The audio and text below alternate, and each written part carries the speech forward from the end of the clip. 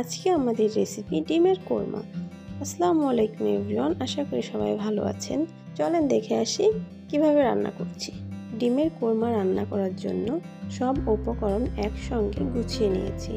এবার একটা ফ্রাই প্যানে পরিমাণ মতো তেল দিয়ে দিচ্ছি। তেল গরম হয়ে আসলে আগে থেকে সিদ্ধ করে রাখা ডিমগুলো ভেজে নিচ্ছি। ডিমের ভেতরে একটু লবণ দিয়ে এপিট ওপিট করে নাড়াচাড়া করে হালকা ব্রাউন কালার আসলে উঠিয়ে নিচ্ছি। ডিম ভেজে রাখা তেলে এখন দিয়ে দিচ্ছি পেঁয়াজ বাটা। পেঁয়াজটাকে একটু ভেজে নিচ্ছি। তারপর দিয়ে দিচ্ছি 1 চামচ রসুন বাটা, 1 চামচ আদা বাটা। একটু ভালো করে মিক্সড করে নিচ্ছি। এখন দিয়ে দিচ্ছি হাফ চামচ ঝালের গুঁড়া, হাফ চামচ জিরা গুঁড়া, হাফ চামচ গরম মশলা গুঁড়া, 2 চামচ কাজু বাদাম বাটা, 2 চামচ কিশমিশ বাটা।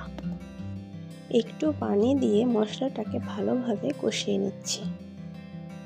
মশলাটা ভালোভাবে কষানো হয়ে গেলে এবার দিয়ে দিচ্ছি স্বাদ মতো লবণ।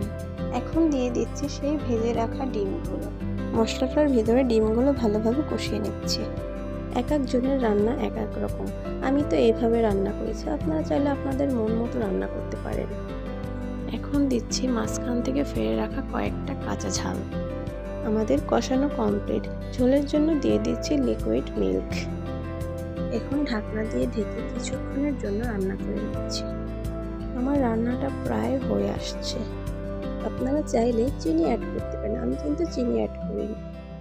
কাজু বাদাম কিশমিশ দেওয়ার কারণে এমনিতেই মিষ্টি হয়ে গেছে। এরপর দিয়ে দিচ্ছি একটু বেরেস্তা। এবার ওপর থেকে একটু ঘি ছড়িয়ে দিচ্ছি। মাশাআল্লাহ, আমাদের কালারটা কিন্তু অনেক সুন্দর আসছে। রান্না অলমোস্ট কমপ্লিট। এখন একটু পরিবেশন করে নিচ্ছি। আমার ছোট মেয়ের অনেক ডিমের কোরমা পছন্দ।